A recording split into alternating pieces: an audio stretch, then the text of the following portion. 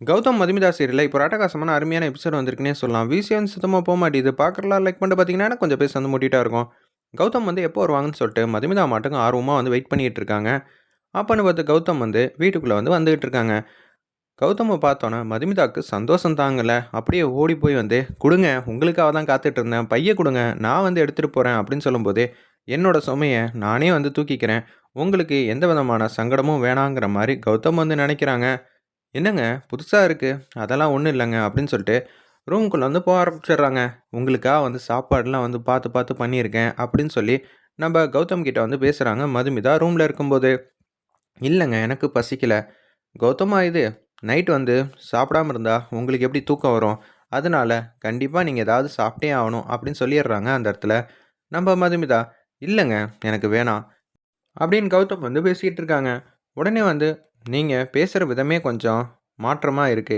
ஏன் இந்த திடீர் மாற்றம் வந்திருக்குன்னு எனக்கு சுத்தமா வந்து தெரியலன்னு" மதுமிதா வந்து டைரக்ட்டா வந்து கேட்குறாங்க. "அப்படியா தெரியுது? அப்படியெல்லாம் எனக்கு எந்த வித்தியாசமும் தெரியலையே!" அப்படின்னு சொல்லிட்டு, "இருங்க ஃபோன் வந்திருக்கு. நான் போய் பேசிட்டு வந்துடுறேன்னு" சொல்லிட்டு அப்படியே போற மாரி காட்டுறாங்க.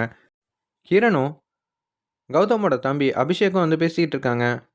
"நீங்க இப்ப இருக்கிறனால தான் எங்க அண்ணனுக்கு குடைச்சல் மேல குடைச்சல் வந்து கிடைக்குது. இத அப்படியே வந்து கன்டின்யூ பண்ணுங்க" அப்படின்னு சொல்லும்போது, "என்ன சார் சொல்றீங்க? நான் இருக்கறனால உங்க அண்ணனுக்கு என்ன பிரச்சனை?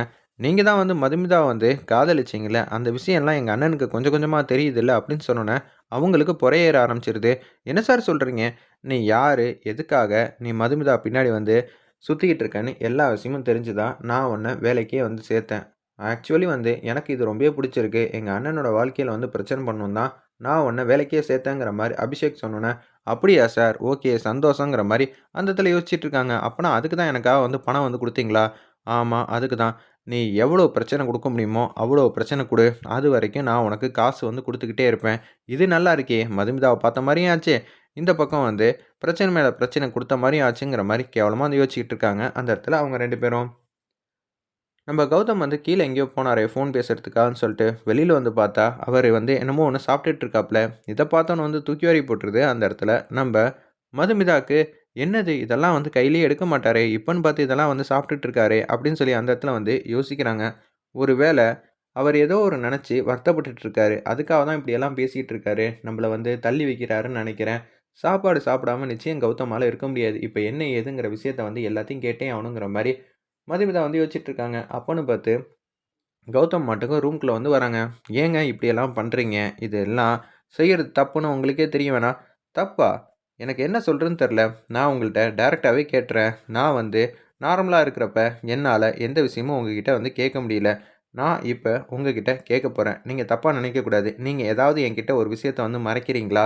இல்ல பொய் சொல்லிட்டீங்களா?" அப்படின்னு சொல்லி கேட்டோனே, "என்ன கௌதம் சொல்றீங்க?" அப்படின்னு சொல்லி மதுமிதா வந்து சமாளிக்க பார்க்குறாங்க அந்த இடத்துல. அப்பன்னு பார்த்து நம்ம கௌதம் வந்து பேசுறாங்க. "எனக்கு ஒரு கெட்ட பழக்கம் இருக்குங்க. என்கிட்ட யாரும் வந்து பொய் சொல்லக்கூடாது. அதுவும் நான் நம்புறவங்க எப்போதும் என்கிட்ட வந்து பொய் சொல்லக்கூடாதுன்னு நான் வந்து சின்ன புள்ளையிலேருந்து ஃபாலோ பண்ணிட்டே வந்துட்டுருக்கேன். ஒரு வேள அவங்க என்கிட்ட பொய் சொல்லிட்டாங்கன்னா, இனிமேட்டு நான் அவங்கள்ட்ட பேசக்கூட மாட்டேன். அவங்கள தள்ளி வச்சுருவேன். அது மட்டும் இல்லாம, அவங்களுக்கு நான் வந்து பிரச்சனையெல்லாம் பண்ண மாட்டேன். ஏன்னா, அது எப்படி பண்ணணும்னு கூட எனக்கு தெரியாது. ஏன்னா, அவங்க இத்தன நாளா என் மனசுல இருந்தவங்களாச்சே!" அப்படின்னு சொன்னோனே மதுமிதாக்கு தூக்கி வாரி போட்டுருது அந்த இடத்துல. ஒருவேள நான் பொய் சொல்றத விஷயத்த வச்சு தான், அவர் வந்து மனசு வந்து கஷ்டப்பட்டுட்டு இருக்காரோ! அப்படின்னு சொல்லி மதுமிதா மாட்டுக்கும் திங்க் பண்ணிட்டு இருக்காங்க. அப்பன்னு பார்த்து, "இருங்க இவ்வளோ நேரம் பேசியாச்சு. இப்ப மணி 12 ஆயிடுச்சுல்ல" அப்படின்னு சொல்லிட்டு, "ஹேப்பி பர்த்டே" அப்படின்னு சொல்லி அந்த இடத்துல வந்து பர்த்டே கிஃப்ட் வந்து குடுக்குறாங்க. மதுமிதாக்கு கௌதம் வந்து குடுத்துக்கிட்டு இருக்காங்க. "என் பர்த்டேன்னு உங்களுக்கு எப்படி தெரியும்? நீங்க யாரு? என்னோட பொண்டாட்டியாச்சே! அப்படி இருக்கும்போது உங்க பர்த்டே எல்லாம் வந்து எனக்கு தெரியறது எதுவும் ஒரு விஷயம் இருக்கா? இதெல்லாம் ஜென்ரலான விஷயங்க. இந்தாங்க பிறந்தநாள் பரிசு. இத வாங்கிக்கங்கன்னு" சொன்னோனே, அப்படியே வாங்கிக்கிறாங்க. "புடிச்சிருக்காங்கிற" மாரி கேட்டோனே, "ரொம்பவே புடிச்சிருக்கு. இதே மாரி நீங்க சிரிச்ச முகமா இருக்கணும்னு தான் என்னோட ஆசை. ஆனா அதுக்கு நீங்க இங்க இருக்கணும்னு அவசியம் இல்ல. நீங்க எங்க வேணாலும் இருக்கலாமே" அப்படின்னு சொல்லிட்டு, அப்படியே அசந்து வந்து தூங்க ஆரம்பிச்சுடுறாங்க. எதுக்காக கௌதம் இப்படியெல்லாம் சொல்லிட்டு இருக்காங்க? அப்பன்னா, ஏதோ கிரண் சம்மந்தப்பட்ட விஷயம் தான் அவருக்கு வந்து தெரிஞ்சிருக்கு. நான் வந்து ஃபோன்ல பேசினத வச்சு, தடுமாற்றத்த வச்சு தான் அவரு புரிஞ்சுக்காம வந்து இருக்காப்ல. நம்ப எதுவும் தப்பு பண்ணல. ஆனா, அவரு தப்பா புரிஞ்சுகிட்டு இருக்காரு. சின்னதா வந்து பொய் சொன்னாலே அவரால ஏத்துக்க முடியாதுன்னா, அவருக்கு பிடிக்காத விஷயம். இனிமேட்டு நம்ம எதுவுமே பண்ணக்கூடாது. யார் ஃபோன் அடிச்சாலும் சரி அப்படின்னு சொல்லும்போது, கிரண் வந்து ஃபோன் அடிக்கிறாங்க அந்த இடத்துல. கிரண், உன்னால தான்டா எனக்கு இவ்வளோ பெரிய பிரச்சனையெல்லாம் வந்திருக்கு. உனக்கு போய் உதவி செய்யணும்னு நெனச்சேன் பாரு. அதனால தான் என் வாழ்க்கையில பிரச்சனை வந்துட்டுருக்கு. இனிமேட்டு நீ ஃபோன் அடிச்சாலும் நான் எடுக்க மாட்டேன்னு சொல்லி, மதுமிதா அதிரடியான முடிவு எடுக்குறாங்க. வேற லெவல்ல மாஸா இருந்துச்சுன்னே சொல்லலாம் அந்த சீன்லாம். காலையில குளிச்சு முடிச்சுட்டு ரெடியா இருக்காங்க. அப்பன்னு பார்த்து கீழ வந்தப்ப எல்லாரும் பிறந்தநாள் பாட்டு பாடிக்கிட்டு இருக்காங்க. அந்த இடத்துல மதுமிதாக்காக. என் பர்த்டேன்னு உங்களுக்கு எப்படி தெரியும்? அப்பன்னு பார்த்து ராகுல் சந்தோஷமா பேசுறாங்க. "என்ன நீ இப்படி பேசுறீங்க? உங்களோட பிறந்தநாள் என்னன்னு நமக்கு தெரியாதா என்ன?" அப்படின்னு சொல்லி ஹேப்பியா பேசிட்டு இருக்காங்க. அந்த இடத்துல கேக்லாம் வேற வந்தாச்சு. கேக்லாம் வெட்ட வேண்டியது தான். கௌதம் மாட்டுக்கும் ஆஃபீஸ் போலான்ட்டு இருக்காங்க. "கௌதம் நில்லுப்பா! நீ கேக் செலிப்ரேட் பண்ணி வெட்டணும்ல" அப்படின்னு சொன்னோனே, சரி வெட்டிட்டா போச்சுன்னு சொல்லிட்டு அந்த இடத்துல யோசிக்கிறாங்க. மதுமிதா கைய புடிச்சு அப்படியே வெட்டுப்பான்னோனே, அதே மாரி கேக்க கட் பண்றாங்க. "மொதல்ல நீ கேக்க கௌதம்க்கு தாம்மா ஊட்டி விடணும். 2 பேரும் தான் ஒத்துமையா இருக்கணும்னு சொன்னோனே, அந்த பீஸ் எடுத்து கௌதம் குடுக்கலான்னு இருக்கிறப்ப, எனக்கு வேணாம் அப்படின்னு சொல்லிடுறாங்க. என்னது கௌதம் அண்ணனா கேக் வேணாங்கிறது? அண்ணே உனக்கு கேக் எவ்வளோ பிடிக்கும்னு எங்க எல்லாருக்குமே தெரியும். அப்படி இருக்கும்போது ஏண்ணே வேணான்னு சொல்ற? அதாவது நான் இப்ப ஏன் வேணான்னு சொல்றேன்னா, கேக் ரொம்ப சின்ன பீஸா இருக்கு. நான் எப்படி கேக் சாப்பிடுவேன்னு உங்களுக்கே தெரியும். எனக்கு பெரிய பீஸா வேணும்னோனே, அவரே கட் பண்ணி அந்த இடத்துல எடுத்துக்கிறாங்க. ஆமா கௌதமுக்கு கேக்னா ரொம்பவே பிடிக்கும்ல அப்படின்னு சொல்லி, அந்த இடத்துல சூப்பரா பேசிட்டு இருக்காங்க எல்லாருமே. எல்லாரும் அப்படியே போக ஆரம்பிச்சுடுறாங்க. போனோனே நீங்க ரொம்பவே இப்ப பேசுறதெல்லாம் புரியாம இருக்கு. உங்க பர்த்டேவ நீங்க மறந்துட்டீங்கல்ல அப்படின்னு சொல்லி கௌதம் கேட்குறாங்க. ஆமாங்க. என்னோட பர்த்டேவ நானே மறந்துட்டேன். இன்னொருத்தவங்கள ஞாபகம் வச்சுக்கிட்டு இருந்தா, நீங்க இப்ப உங்க பர்த்டேவே மறக்கிற மாரி ஆயிடும் அப்படின்னு சொல்லி ரொம்ப தத்துவமா பேசுறாங்க அந்த இடத்துல. நம்ம கௌதம், நீங்க பேசுறது சுத்தமா புரியல. நான் ரொம்பவே சின்ன பொண்ணு. நீங்க ரொம்பவே பெரிய ஆளு. அப்படி இருக்கும்போது, நீங்க பேசுற தத்துவமான விஷயம்லாம் எனக்கு புரிய மாட்டேங்குது. பழைய கௌதமே தேவலாங்கிற மாரி தான் இருக்கு. ஏன் இப்படி திடீர்னு மாற்றம் வந்திருக்கு? மாற்றம் நம்பளால தான் வந்திருக்கும்னு அவசியம் இல்ல.